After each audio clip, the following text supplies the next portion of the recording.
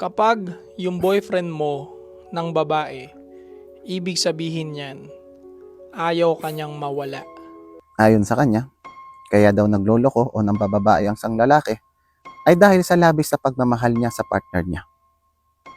Opinyon mo yan, pero para sa akin, isang pinakamalaking katarantaduhan yan dahil ang pangunahing dahilan ng hiwalayan ay ang pagtataksil o third party.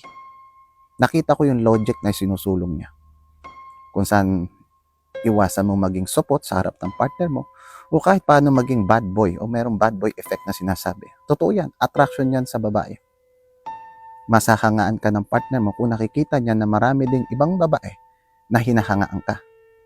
Pero hindi ibig sabihin ng partner mo na porket hinahangaan ka ng ibang babae, ay papatusin mo. Dito, ikaw na may problema dahil wala kang disiplina at wala kang kontrol sa sarili mo. Isang kalabit lang sa'yo, papatusin mo. Ay anong pinagkaiba niyan sa babaeng pangkalsada?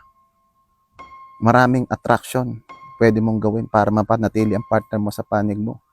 Nandiyan yung pagpoprotect, pagpoprovide, pagtuturo, magpapogi ka, mag-workout ka, masusayan mong performance mo sa kama, mag-set ka ng values, boundaries, kung saan pwede ka respetuhin ng babae.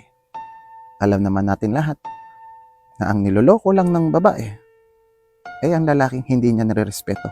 Kaya kung lahat ay ginawa mo na at hindi ka pa rin nire-respeto, umalis ka dyan. Ano pang ginagawa mo dyan?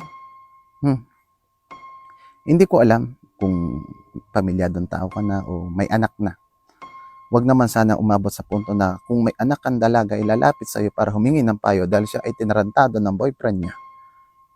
Curious ako kung anong ipapayo mo sa kanya. Paano pag sinabi sa iyo, tay, tangina, niloko ako? Ano sasabihin mo? Okay lang yan, nak. He loves you so much.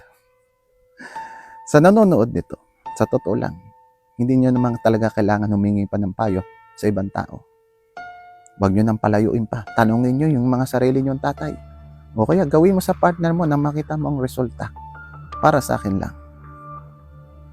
Huwag na sana natin turuan ang mga lalaking wala pang alam na maging aso sa kanto na kung sino-sino na lang ang tinitira. Para lang maging dominante o makitang bad boy o mas lumaki ang ego. Kasi para sa akin, ang pagtataksil ay kasalanan. Ang pagtataksil ay pinagbabayaran. Hindi yan pinagyayabang.